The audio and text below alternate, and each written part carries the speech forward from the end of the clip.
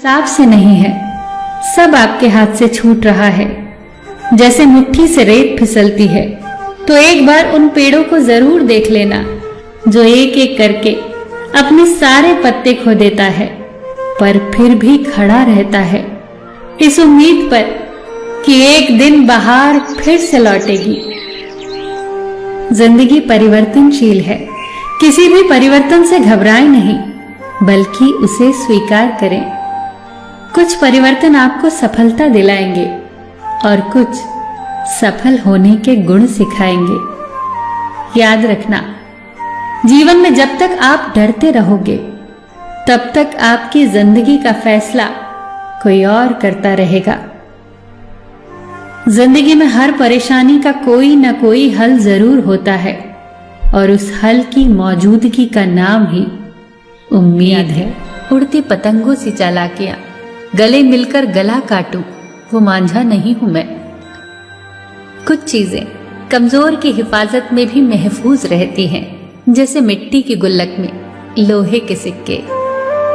नसीब की बात मत कर, क्योंकि दुआएं तकदीर भी बदल देती हैं। बड़प्पन वो गुण है जो पद से नहीं, संस्कारों से प्राप्त होता है। जिंदगी जब देती है तो एहसान नहीं करती, और जब लेती है तो लिहाज नहीं करती।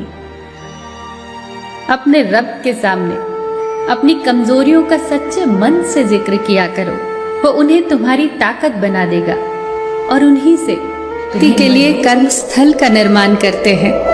एक विचार ने ही तुलसीदास जी को महान कवि बना दिया था।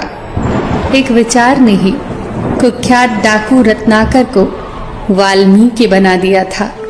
वो विचार ही है जो अच्छे व्यक्ति को बुरा और बुरे व्यक्ति को अच्छा बना देने की क्षमता रखता है। विचार एक बीज है और कर्म उसके फूल, और इन फूलों पर जो फल लगते हैं वो है सुख और दुख। इसलिए हर बीज का चुनाव सोच समझ कर करो। अपने विचारों पर ध्यान दो, क्योंकि जो आपके भीतर चल रहा होगा वही बाहर प्रकट होगा।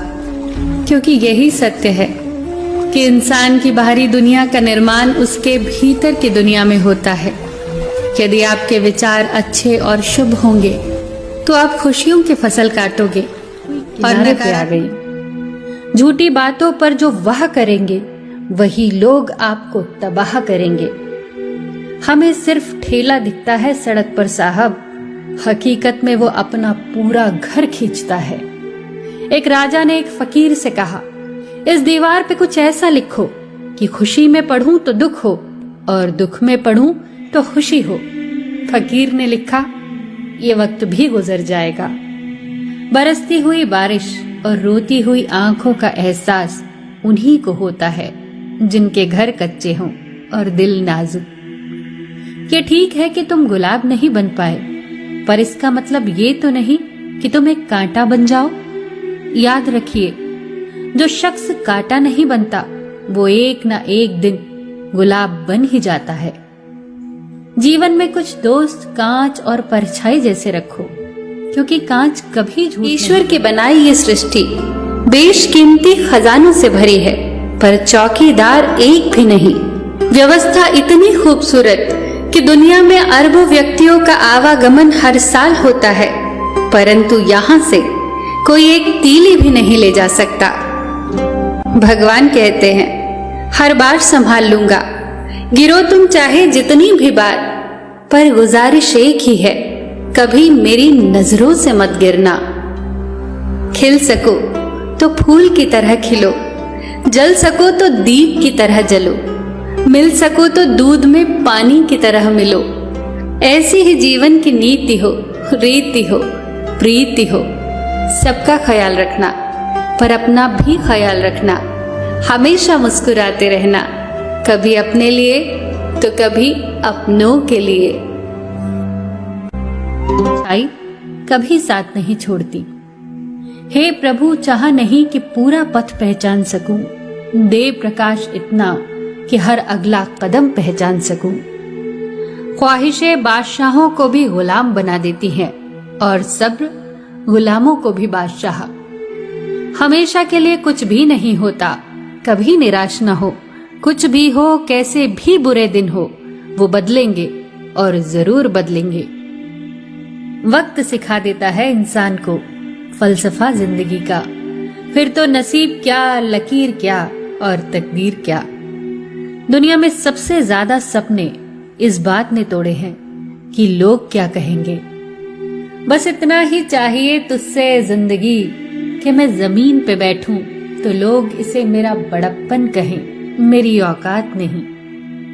समंदर पे फना होना तो किस्मत की कहानी है, मुझे दुख।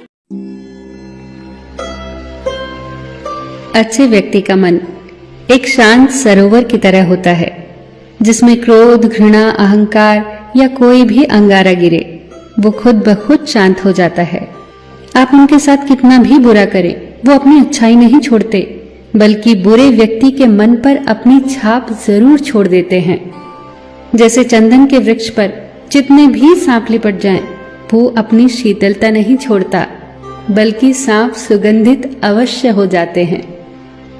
एक नगर में एक जुलाहा रहता था, जो स्वभाव से अत्यंत शांत और नम्र था। क्रोध तो उसे आता ही नहीं था। एक बार कुछ शरारती लड़के उस जुलाहे के पास आए, ये योजना बनाकर कि आज उसे क्रोध और बांट कर खाने वाले कभी भूखे नहीं मरते।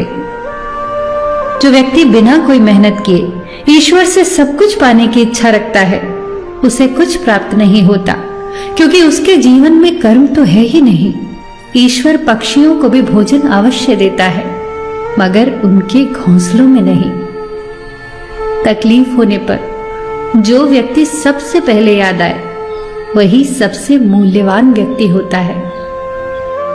ईमानदारी और बुद्धिमानी से किया हुआ कोई भी कार्य कभी व्यर्थ नहीं जाता।